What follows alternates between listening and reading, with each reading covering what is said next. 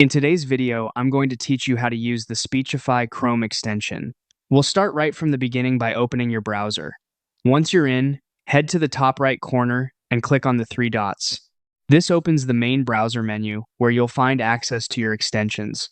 Click on Extensions, and from there, choose the option to visit the web store. This is where you can browse and install tools that work directly inside Chrome. When the web store opens, go to the search bar and type in Speechify.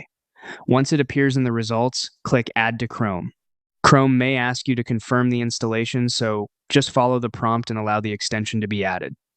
After that, the extension will be available in your browser and ready to set up. Next, log into your account or create a free one if you're using Speechify for the first time. After signing in, you'll go through a quick setup process. This usually helps personalize the experience, so take a moment to complete it carefully. It can make playback feel smoother and more tailored to your preferences.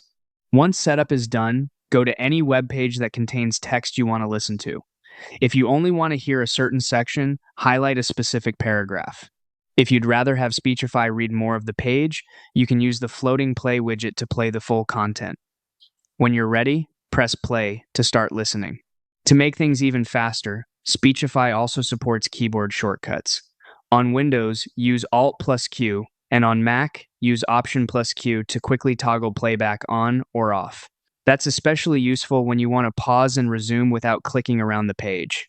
And that's it. Once you've installed it and tried it on a few pages, using Speechify becomes quick, simple, and very convenient.